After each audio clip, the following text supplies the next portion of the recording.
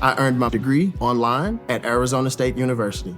I chose to get my degree at ASU because I knew that I'd get a quality education, they were recognized for excellence, and that I would be prepared for the workforce upon graduating.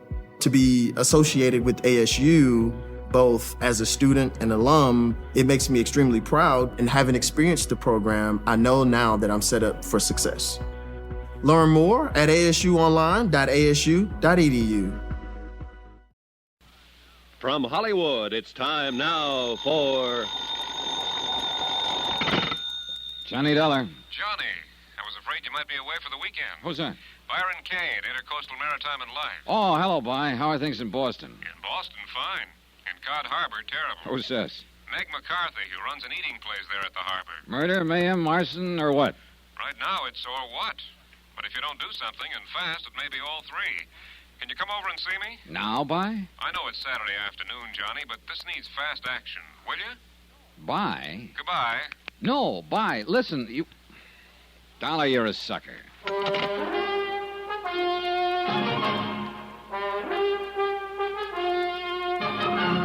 Tonight and every weekday night, Bob Bailey in the transcribed adventures of the man with the action-packed expense account, America's fabulous freelance insurance investigator. Yours truly, Johnny Dollar.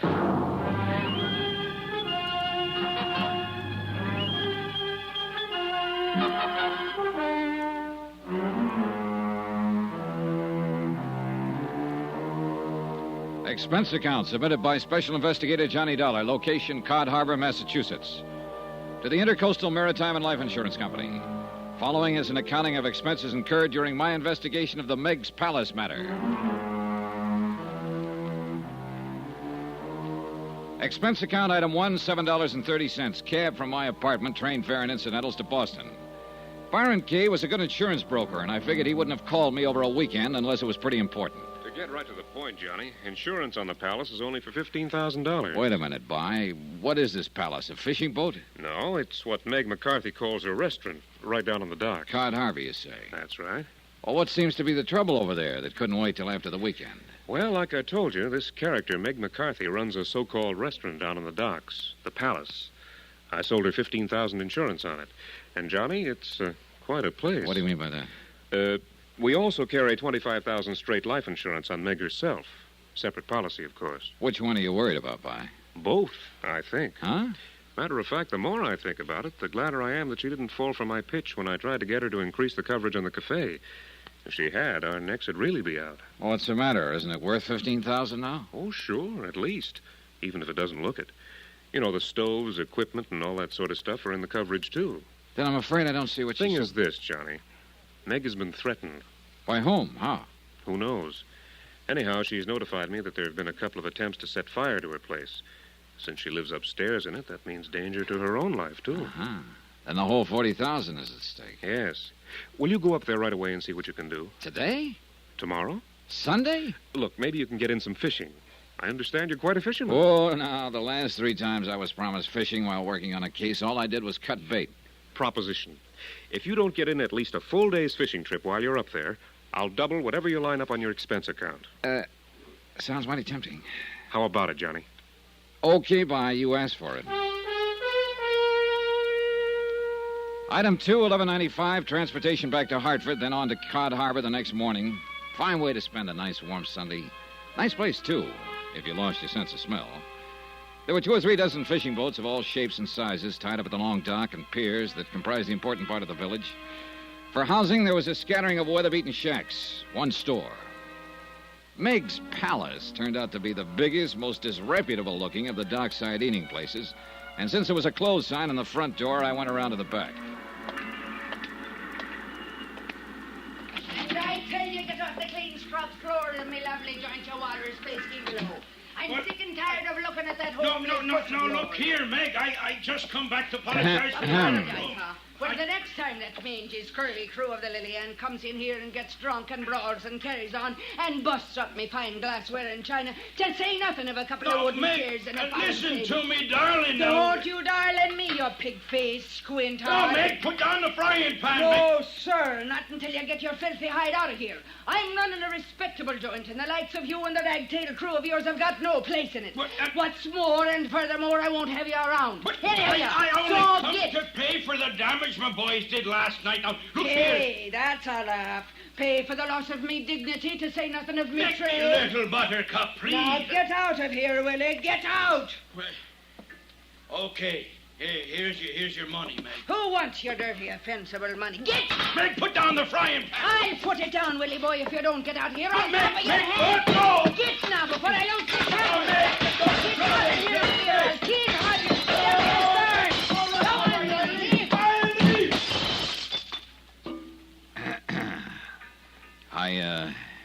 Excuse me, Miss McCarthy. Ain't he a darling? Ain't he the sweetest man you ever did see? Huh? The man you just threw out of here? Not only comes in to apologize, but brings the money to pay for the damage his pranking boys done last night when they was celebrating the big catch they made. Lovely bunch of lads they are, too, every one of them. As loyal to Willie Boy. Now, who the devil are you? And what's the big idea of barging in here on a Sunday when anybody with eyes in his stupid head can see that the place is closed up? Now, And wait your a eyes so blind in your head you couldn't see the sign out front. I saw it. And sneaking in here the back way this way. Who do you think you are? I wasn't now, sneaking. get out and leave a lady alone of a Sunday. Go on. Don't get tough with me, Meg McCarthy. Huh? Just put down that pot and shut up for a minute while I tell you why I'm here. Put it down.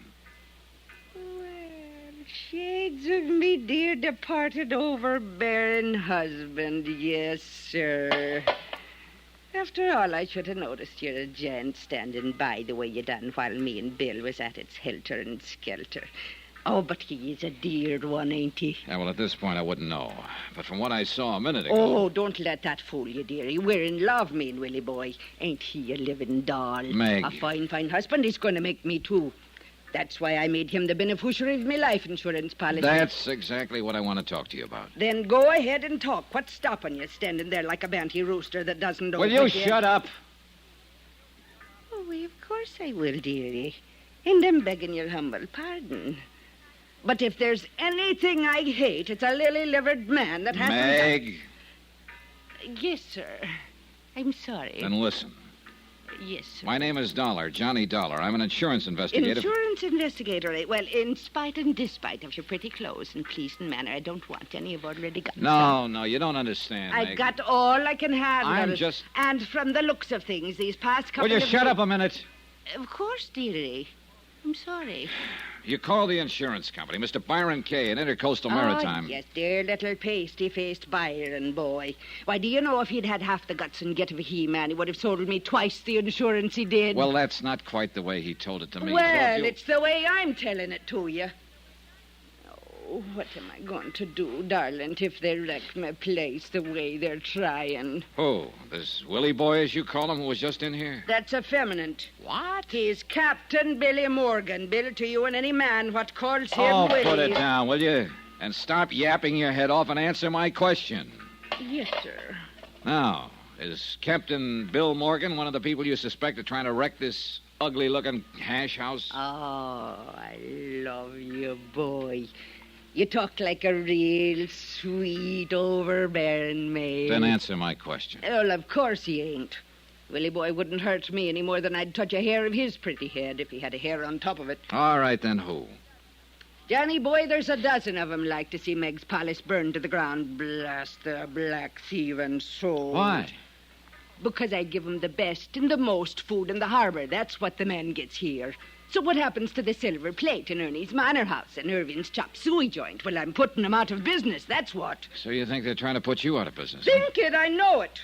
That's why I telephoned that sniveling, lop-eared Byron Kay to send somebody down here and make 'em stop it. Afore he had to pay off a lot of insurance on it and maybe even on me. Why else do you think? There have been some attempts to set the place on fire, I understand. Why else do you think a lady like myself would take to sleeping on the bar down here every night, getting a creak and me sacred Iliap? But I'm getting sick and fed up with it. Don't know that I blame you. Now, look, This will you... trying to keep awake all night every night to keep them from burning it out from under me and me with it is making a fair shadow of me for myself out of me. I'm losing me strength. But not your I- aim. Look, While we talk, I'll help you clear up some of this. Well, mess. the devil you will. It's not the man's job, especially since you ain't romantically inclined towards me. But you would let Bill Morgan clean up for you, huh? Well, he was the cause of it, wasn't he? So if he and his boys don't show up before nightfall and take care of it, so help me, I'll keel-haul them, every one. Besides, if he's going to be me old man when the fishing season's done, he's got to know how to keep in line. Now, You say there are people you suspect are trying to fire this building. 3. All right, 3. Now, who are they? The owners of the other restaurants here on the dock? Aye. First, there's Clem Harris, what runs the Silver Plate. Oh, and a sly one he is. Yeah, what do you mean? He's too soft and polite and soft-spoke. Me, I never trust a man unless he talks up like a man. Yeah, I guess that's why I like you, dear. Well, who are the others? Ernie Turner at the Manor House Cafe. Oh, yeah. Is that the big place down at the other end? But the little hole in the wall next to the bait stand. And half the time the customers don't know whether they're getting bad food or thawed-out bait. And the third one. Yeah? It's that stubborn mule that runs Irving's chop suey joint. Irving who? What's his last name? Irving? His name's Tony. His name... Now, wait a minute, will you please? Sure. Tony Fortino, Italian. Then why is it called... Why a chop suey place? If anybody has eyes, he would have saw how the sign was changed. First, the Chinese had it with chop suey. Yeah? Then came Irving with kosher, so he added his name to it, and now it's Tony. Well, then why... Only there wasn't any more room left on the sign, so stop complaining. Okay, Meg, you win. But have you any specific reason to suspect any one of them? One of them? I suspect them all, the dirty conniving. Why? Because they're a dirty conniving... I'll tell you why. Because they won't sell out to me. Because they all 3 keep open competing with me, and that's 3 against 1, so they're a dirty conniving... All right, you said that. Well, aren't they? How would All you... right. Yes, sir. I love it when you speak to me that way, Johnny boy. So you said. Now, I asked you if you have any specific reason for suspecting any one or all of them. Well, of course I have, on account of the threats they sent. How do you know they sent them? Because I suspect them, that's why. And what happens 3 times they try to set fire to my luck. Meg, you don't have one bit of actual evidence against any of them, do you? Well, do you? No. But I suspect the dirty conniving... Hold it, please. Are you sure those fires weren't accidental? Accidental? Well, with all the dirt and grease you leave around this In shack. the middle of the night with a stove fire banked like I've been doing it for 20 years, and with all the fires starting outside where they have no business. Look, Johnny boy, I'll show you where they started outside. Well, now, that's a good idea, because so far, I confess I can't get very much alarmed over what's happened. Hold it. Don't the whole town know I'm closed on Sundays? Hello, and what kind of a blubber-headed incompoop would be calling Meg's Palace on a Sunday when everybody knows... I want Johnny Dollar. Huh? Oh, of course. The gentleman's right here. It's for you, Johnny boy. Oh? Hello, Johnny Dollar. We know why you're here, Dollar. Oh, yeah? Who's we? But you won't be here long, understand? Well, now, that's a matter of opinion, isn't it? Either you go quiet the way you came, or you go in a long wooden box. Get it? Now, what is it, Johnny boy? Come on, Meg. Let's get to work.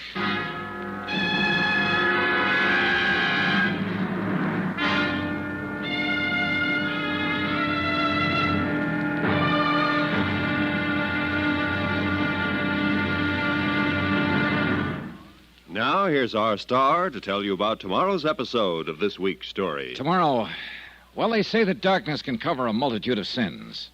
It can also cover a strong man armed with a deadly weapon. Join us, won't you? Yours truly, Johnny Dollar.